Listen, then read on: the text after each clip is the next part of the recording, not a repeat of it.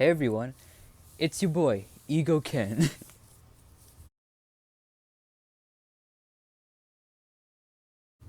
So, this video has been requested on my channel that I talk to people about the time I was a simp. So, obviously, and this is not to toot my own horn, it takes a smidge of confidence to talk to a camera and to pretend like I'm speaking to someone right now, right?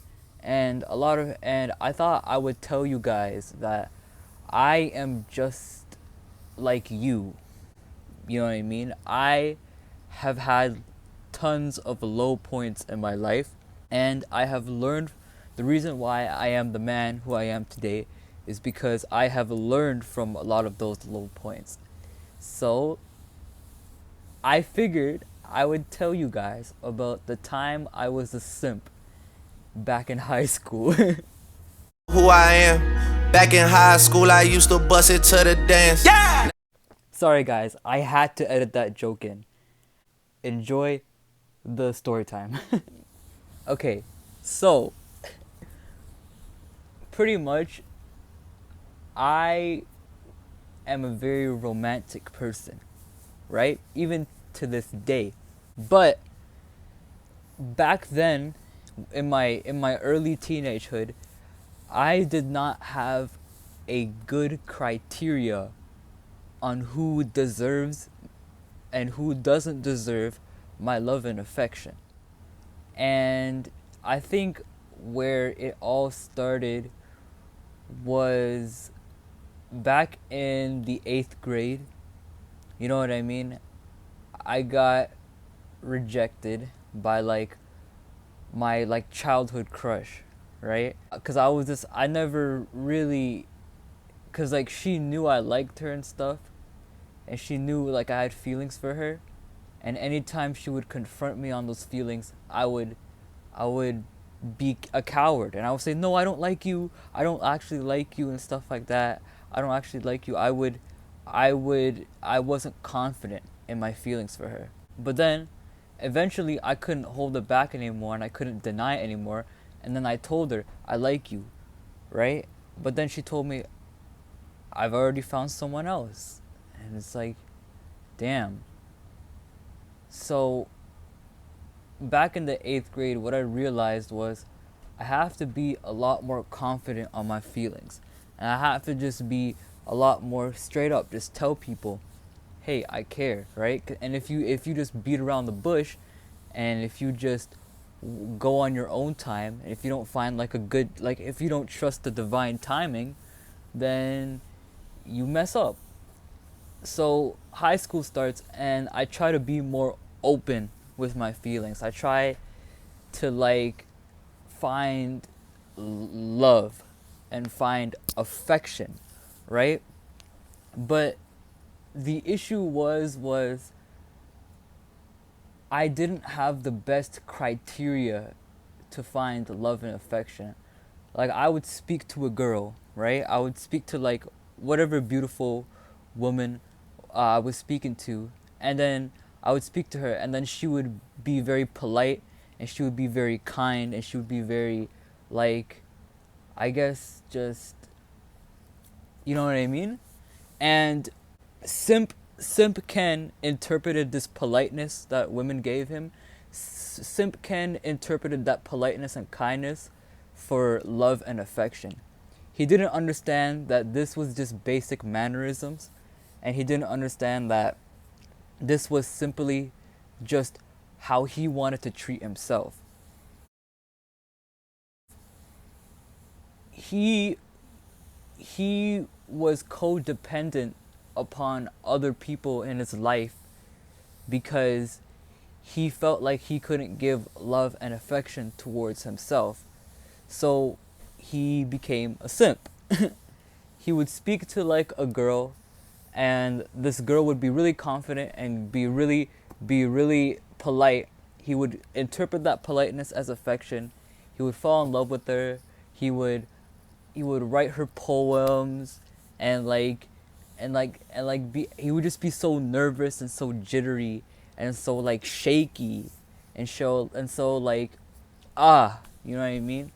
So, like Ken, he got rejected so many times. Simp Ken, he got rejected a lot of times.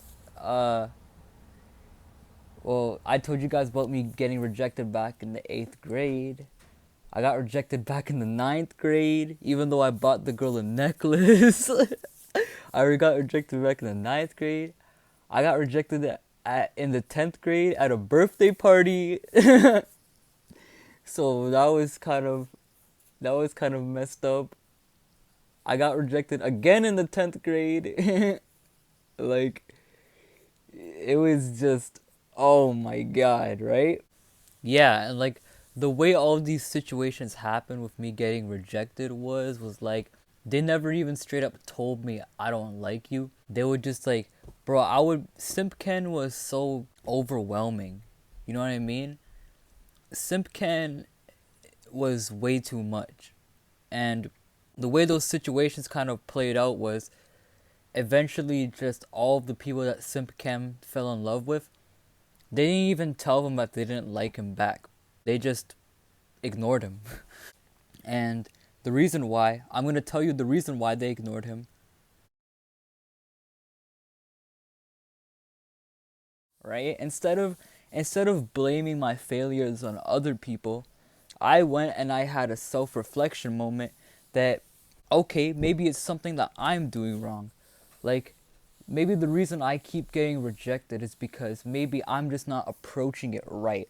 Because every single girl that rejected me were different. They were all different personalities and different kinds of people.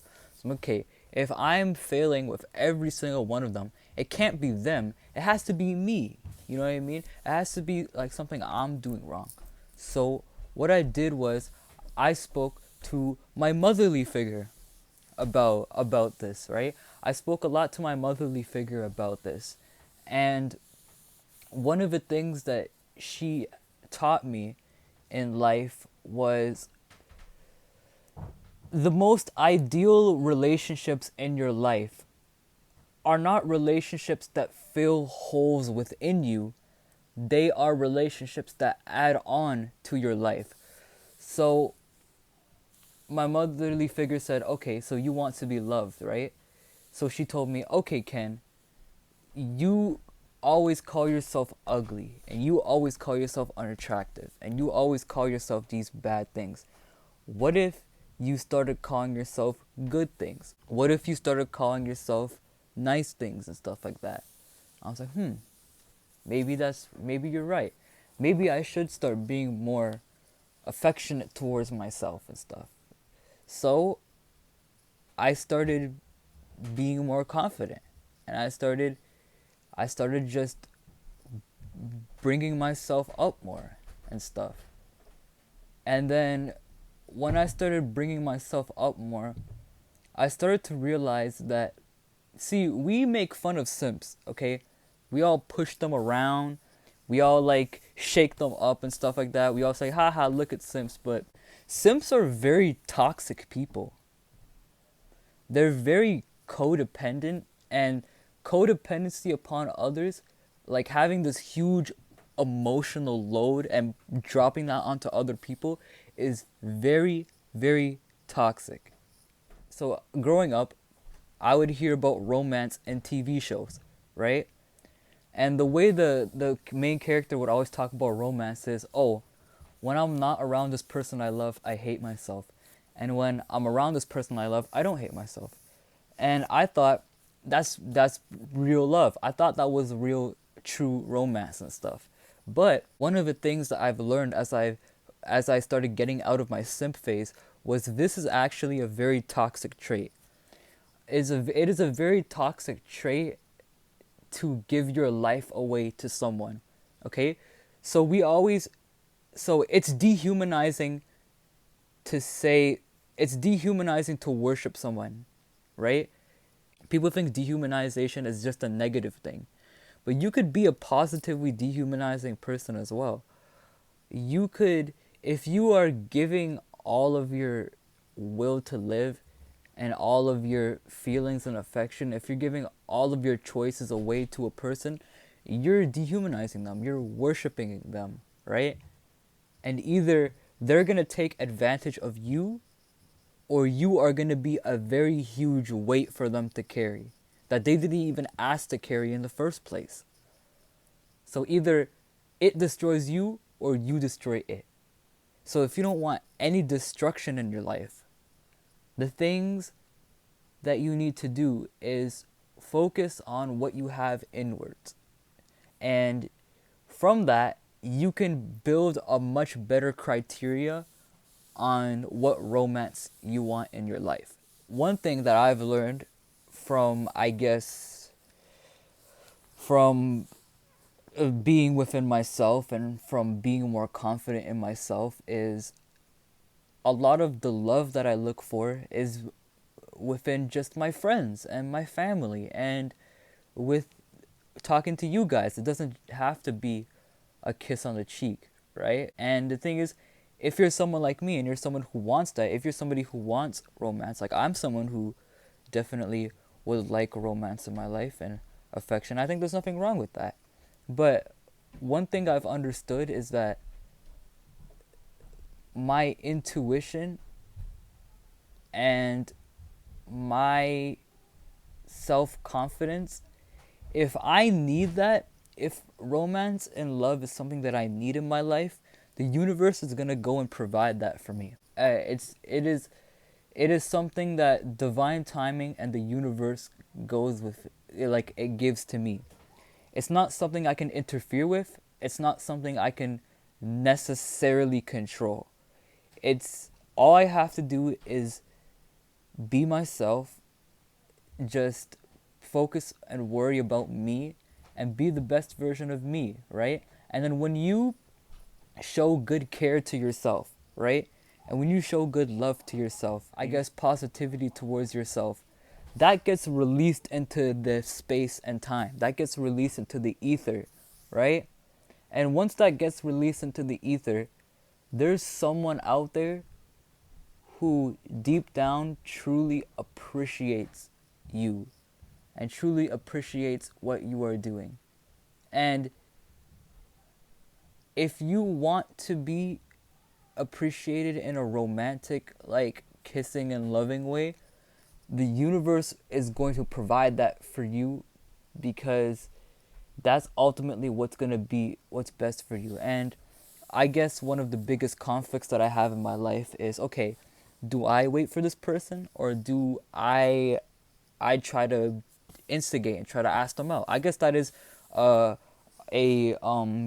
conflict that I have today, right? But what I've understood and what's made me not a simp is that I'm just gonna follow what my instincts tell me to do. See, the more pure-minded you come as a human being, the more pure-minded you become, the more pure your instincts become, the more pure your ego becomes, and the more pure your subconscious mind becomes, right? So when you cut out social media and when you cut out bad things and bad food and bad stuff like that, your thoughts are more true to your mind. So now I'm at a case where it's like, okay, I know what I need to do now. Like I just need to relax. I just need to chill. And whoever is here for me is here for me. And I know what I need to do in order to have them in my life. And that sort of confidence, that sort of like power, and that sort of like you're moving forward but backwards at the same time, that sort of movement is ultimately the key to aligning yourself. And through this story that I told you, this is one way that I've aligned myself, because you probably have been through what I've been through in your life, haven't you?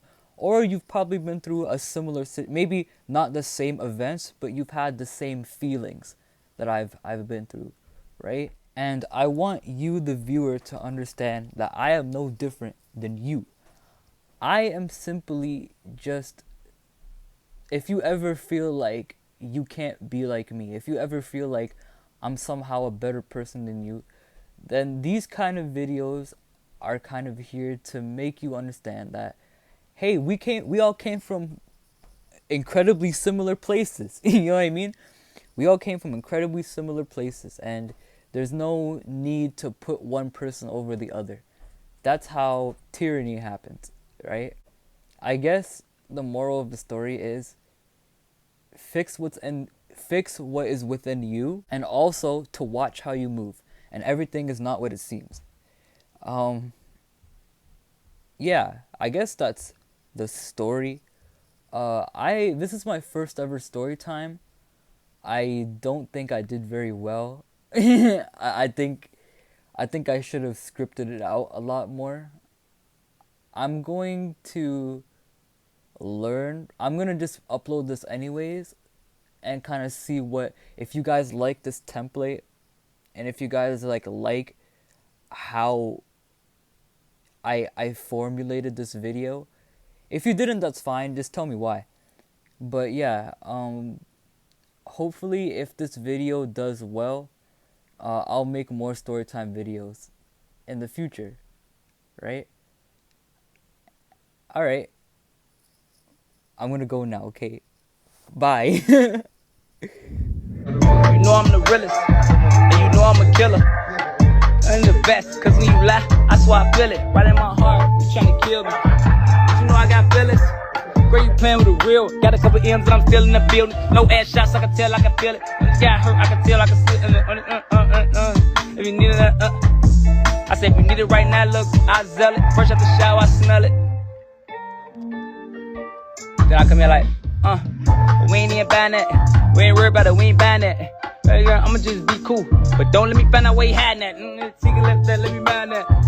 Come here with your fine ass. You first place in the contest. Kiss on your neck while we undress. I'ma put the pillow on the tech, cause you getting wet. My papa's on Shrek, and I ain't even got a flex.